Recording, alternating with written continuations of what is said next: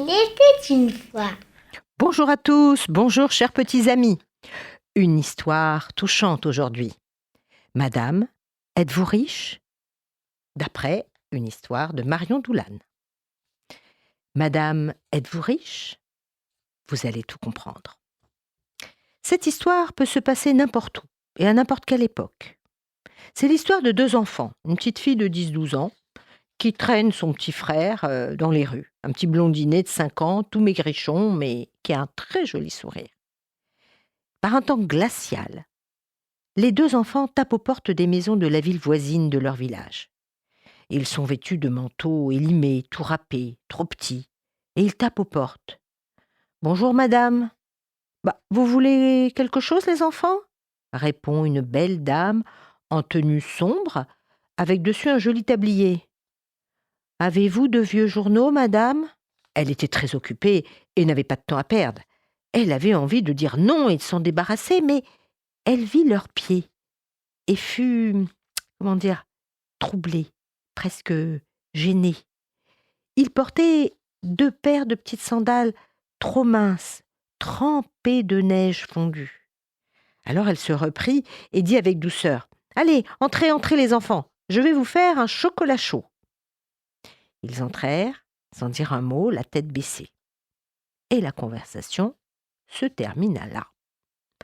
Leurs sandales mouillées laissèrent des traces sur le plancher du salon. Un drôle de silence régnait. La belle dame leur servit un chocolat chaud et des tartines de confiture pour les fortifier. Et ça se voyait, ils avaient faim et il faisait très froid dehors. « Les enfants, je m'appelle Madame Ginette. Et vous ? » ?»« Moi, c'est Mélanie et lui, c'est Gabriel. » Et elle les laissa déguster leur goûter, ne voulant pas qu'ils se sentent espionnés. Alors elle retourna dans la cuisine. Elle continuait de trier des papiers. Le silence qui régnait dans le salon la surprit. Étrange, j'entends pas un bruit. Alors elle jeta un coup d'œil. La fillette regardait la tasse vide qu'elle tenait entre ses doigts. Le petit leva les yeux et lui demanda d'une voix terne, presque neutre : « Madame, êtes-vous riche ? » Quelle question étonnante ! Si je suis riche ? Oh Seigneur, non, je ne suis pas riche. Elle disait cela en regardant les housses usées qui recouvraient ses meubles. La petite Mélanie, elle, déposa sa tasse dans la soucoupe, tout doucement. Et elle dit : « Vos tasses sont assorties à vos soucoupes. » Sa voix faisait comme un écho, et elle exprimait une faim, mais pas celle de l'estomac. Alors la dame leur donna un énorme paquet de vieux journaux, puisque c'est ce qu'ils cherchaient. « Voilà, les enfants. Au revoir, madame. Merci, les enfants. Merci. » Et ils repartirent, tenant leur liasse de journaux et marchant difficilement contre le vent froid. Ils ne lui dirent pas merci. Étrange, non ? C'est la dame qui les a remerciés. En fait, ce n'était pas nécessaire, car ils avaient fait beaucoup pour Ginette.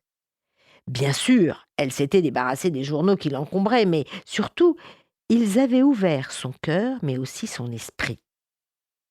Elle raconta à son mari à son arrivée cette visite assez inattendue et surtout cette visite qui l'avait transformée.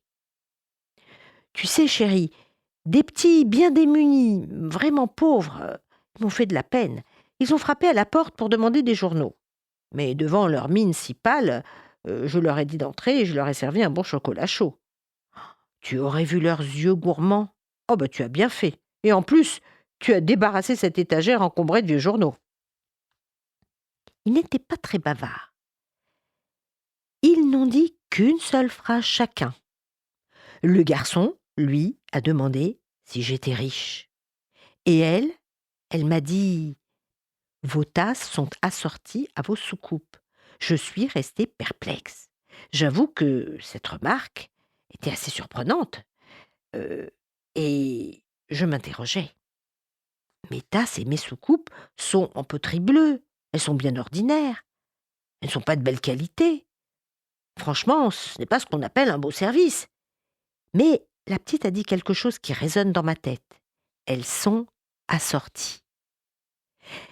Elle laissa là son mari et se dirigea dans sa cuisine, vérifier la cuisson des pommes de terre dans la marmite et elle remuait la sauce. Et elle se disait tout bas: des pommes de terre en sauce, une maison avec un toit, un mari qui a un bon emploi stable. Ces choses sont aussi bien assorties.